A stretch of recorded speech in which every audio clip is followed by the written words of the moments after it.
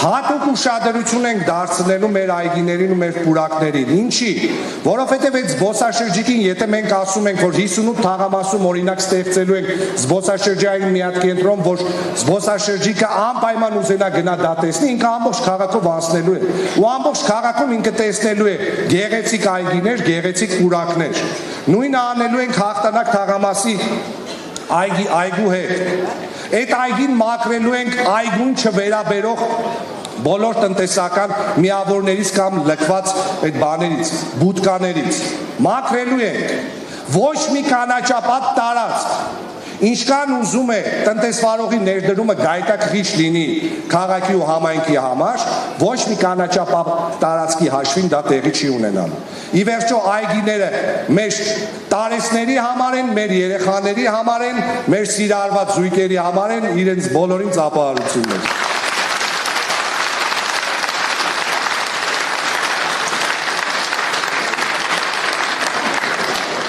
Մենք բոլորս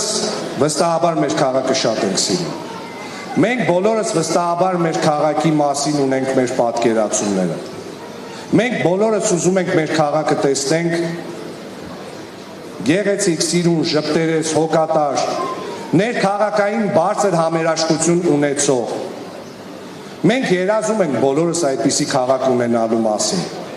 Ու այդ երազանքները վերաձևակերպել ենք նպատակների եւ պատրաստ ենք գնալ ու քայլել դեպի այդ նպատակներ։ Մեր քաղաքը այլ մոլորակում չի գտնվում։ Մենք նաեւ ապրում ենք Հայաստանի Հանրապետությունում։ Մեր երկիրը այսօր գտնվում է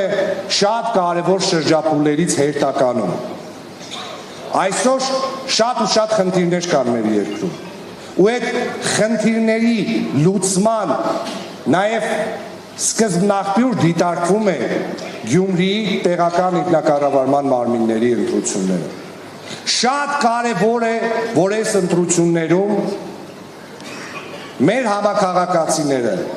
իմ համաքաղաքացիները, իմ հող ու ջրի ժողովուրդը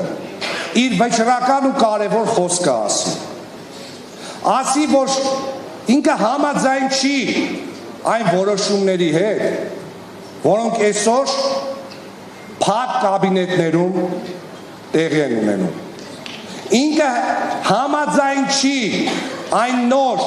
ուղղվածության հետ, որը փորձում են մեր վզին փաթաթել։ Ինքը համաձայն չի, որ Հայաստանի Հանրապետությունը դառնա բաց դարպաս թուրքերի համար։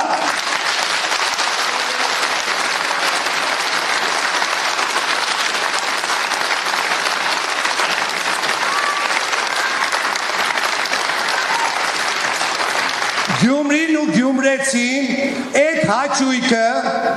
ոչ մի թերկահաճո իշխանության չի պատճառելու։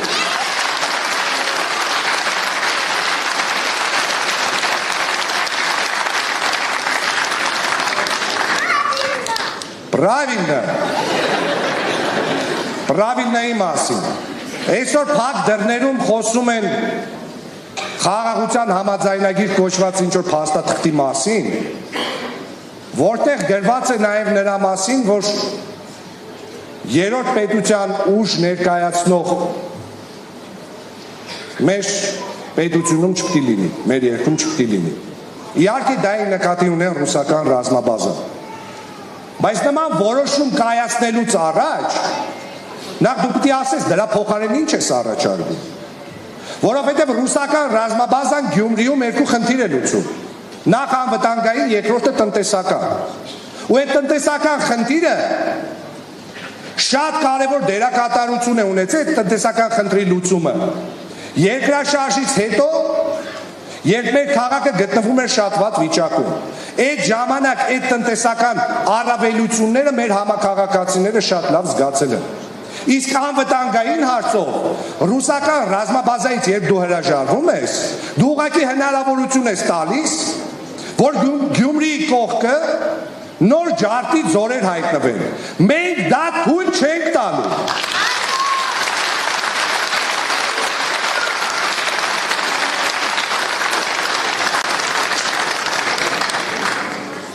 Հայոց ցեղասպանությունը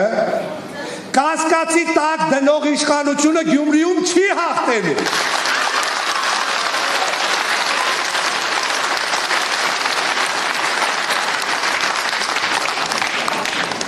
Այդ համաձայնագրի մեջ խոսում են ինչ-որ 300,000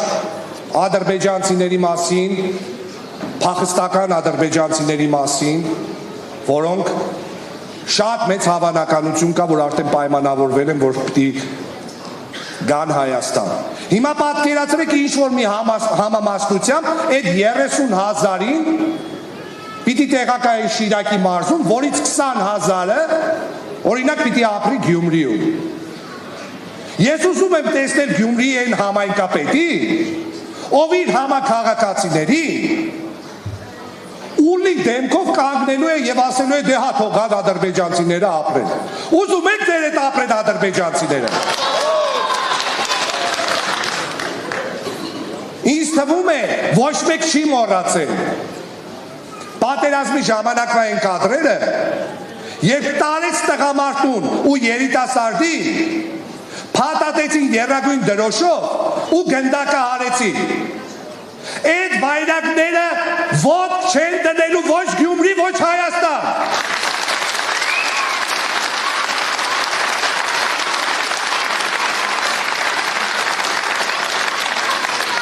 Ու եթե Հայաստանի Հանրապետությունում չկա իշխանություն, որը դրան ընդդիմանալու է, Ռադը պետք է քաշի գնա այս երկրից։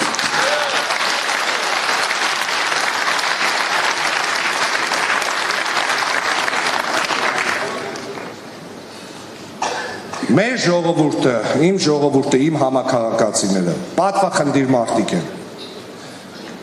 Արցախում ամենաշատ